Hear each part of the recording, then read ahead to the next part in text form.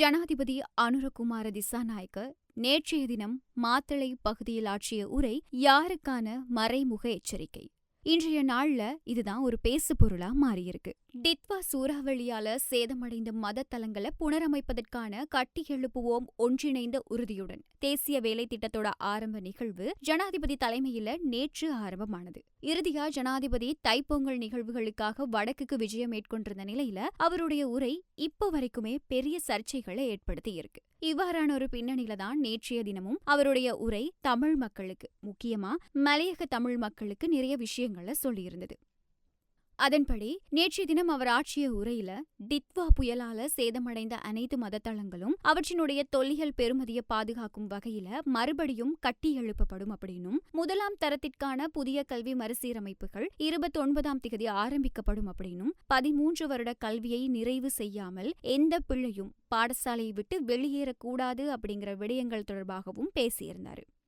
கிராமப்புற மக்களை சுழற்சி வறுமையிலிருந்து விடுவிப்பதற்கான முக்கிய வழி கல்விதான் அப்படின்னும் ஜனாதிபதி இதுல சுட்டிக்காட்டி இருப்பார். 38,000 மாணவர்கள் கல்வி பொது தராதர சாதாரண தர பரீட்சையை எதிர்கொள்ள முன்பே பாடசாலையை விட்டு வெளியேறுகிறார்கள் அப்படின்னு சொல்லி ஜனாதிபதி இதன் போது வெளிப்படுத்தி இருந்தார். ஆகவே ஒவ்வொரு பிள்ளைக்கும் 13 ஆண்டுகள் கட்டாய கல்வியை வழங்குறது அரசாங்கத்தினுடைய பொறுப்பு. அதுக்காக அரசாங்கம் புதிய திட்டங்களையும் முன்னெடுத்திருக்கு அப்படின்னு சொல்லி ஜனாதிபதி சொல்லியிருப்பார்.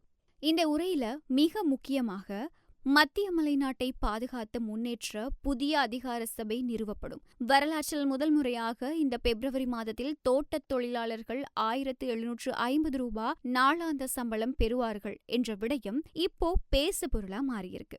ஆசிய அபிவிருத்தி வங்கி அண்மையில அரசாங்கத்துக்கு ஒரு ஆய்வு அறிக்கையை வழங்கியிருக்கு. அந்த ஆய்வு அறிக்கையின்படி மத்திய மலைநாட்டுல கடந்த கால நிலை, இது தொடர்பாக இருந்தால் எதிர்காலத்துல என்னென்ன நடக்கும் அப்படிங்கிற விஷயம் இந்த அறிக்கையில தெரிவிக்கப்பட்டிருக்கு அப்படின்னு ஜனாதிபதி நேற்றைய தினம் சொல்லியிருப்பாரு.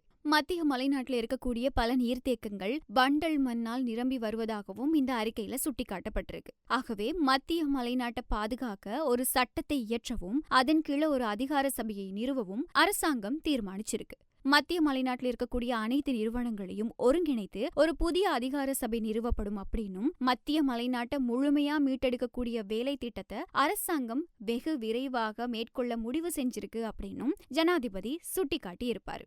மத்திய மலைநாட்டில் இருக்கக்கூடிய மக்களினுடைய பிரதான பிரச்சனை சம்பள பிரச்சனை. அதற்கு ஒரு தீர்வா பிப்ரவரி 10ஆம் தேதி சம்பளம் பெறும்போது தோட்டங்கள்ல பணிபுரியக்கூடிய மக்கள் ஒரு நாளைக்கு 1750 ரூபாய் சம்பளம் பெறுவார்கள். இதை இன்னுமே அதிகரிக்க அரசாங்கம் முயற்சிகள்ல ஈடுபட்டு வருது அப்படின்னும் ஜனாதிபதி ரொம்ப உறுதியா நேற்றைய தினம் சொல்லியிருப்பாரு. முடிவா ஜனாதிபதியினுடைய இந்த உரை தேசிய மக்கள் சக்தி அரசாங்கம் வடக்குல கியூலோயா திட்டம் முதல் மலையக மக்களுக்கான புதிய அதிகார சபைகள் அமைப்பது வரைக்குமே பல திட்டங்களை தன்னுடைய அரசியல் நோக்கத்துக்குள்ள கொண்டு வந்திருக்கு அப்படிங்கறத வெளிப்படையா காட்டுது. இருந்தாலும் தேர்தல் கால வாக்குறுதிகளை இந்த அரசாங்கம் மீறி இருக்கு, தேர்தல் கால வாக்குறுதிகளை இந்த அரசாங்கம் நிறைவேற்றல அப்படிங்கிற விமர்சனங்கள் எழுந்துகிட்டு இருக்கக்கூடிய இந்த சந்தர்ப்பத்துல இப்படியான திட்டங்கள் வெறும் அறிவிப்புகளா இல்லாம நடைமுறை செயல்பாடுகளா மாறுமா அப்படிங்கிறது அரசாங்கத்தினுடைய எதிர்வரும் நடவடிக்கைகள்ல தான் தீர்மானிக்க முடியும் அப்படின்னு சொல்லி பல அரசியல் ஆய்வாளர்கள் கருத்து தெரிவிச்சிட்டு வர்றாங்க.